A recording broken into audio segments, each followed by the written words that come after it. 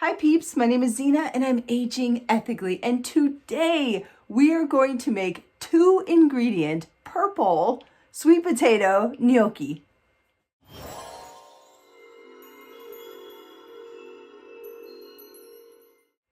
I found this recipe on Instagram. A young lady by the name of Raw Manda created this really beautiful dish, and it's so simple and it's so beautiful, and I love how purple the pasta is, and I just had to try it myself.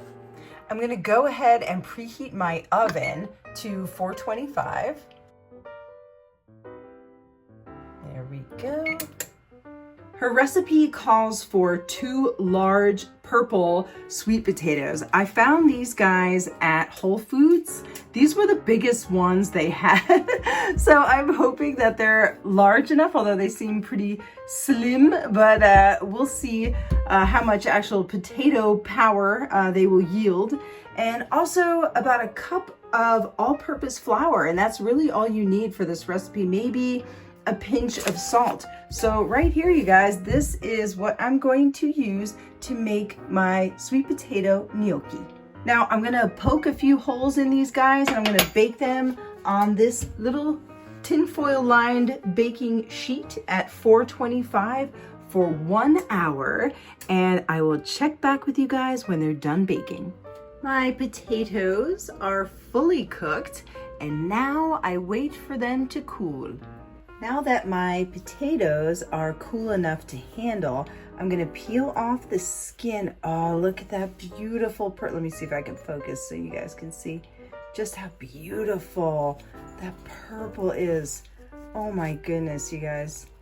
An absolutely beautiful sweet potato. I'm gonna go ahead and take the skin off and get ready to mash these guys up.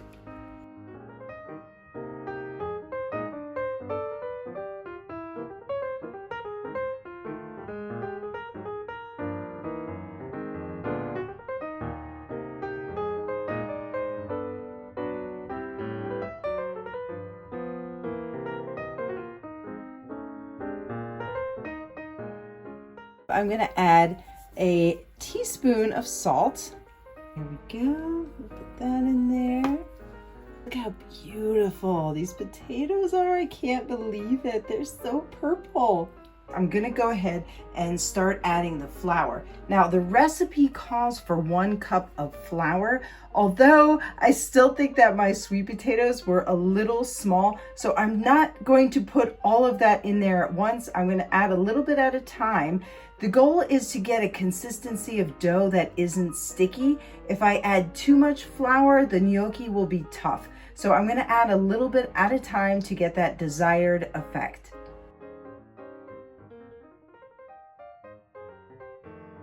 I've achieved the right consistency. It's not sticky, and I don't think it's too doughy. And to be honest, I used exactly 1 cup of flour, just as the recipe said.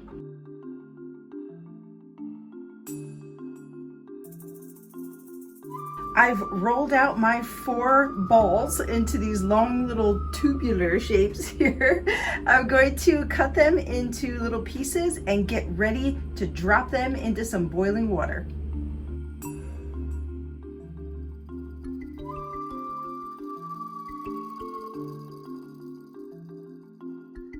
Now I've already dropped my gnocchi in, and the thing with gnocchi is when it's finished cooking, it will actually rise to the top of the boiling water. That's when I will strain my pasta and get ready to enjoy.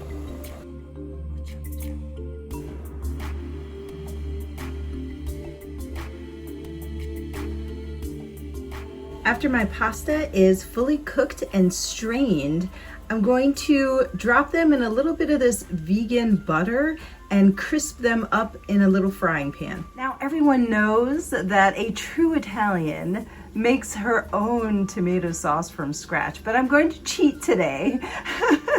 I saw this vegan vodka sauce and I absolutely had to try it. And I think the orange will look really cool with the purple pasta. I'm going to top off my pasta with this Follow Your Heart Parmesan style cheese. I absolutely love this product. I put it in soups. Of course, I use it on pastas. I put it on salads. It's absolutely delicious.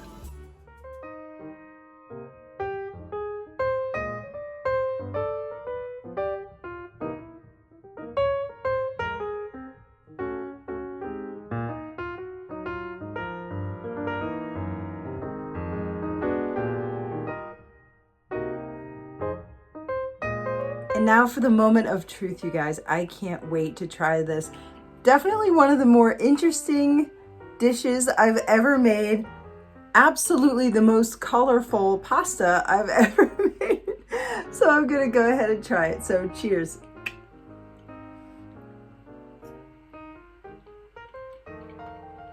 Ooh.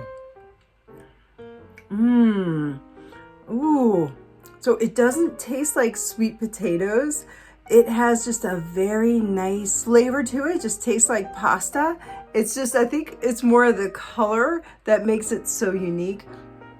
So I'm going in again.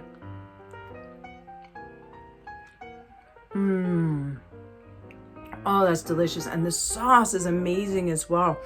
You guys, I definitely recommend trying this dish. It was a lot of fun to make, super easy to make, absolutely delightful and beautiful too. Thank you so much for joining me, you guys. This was so much fun. And I will see you in the next video. Bye.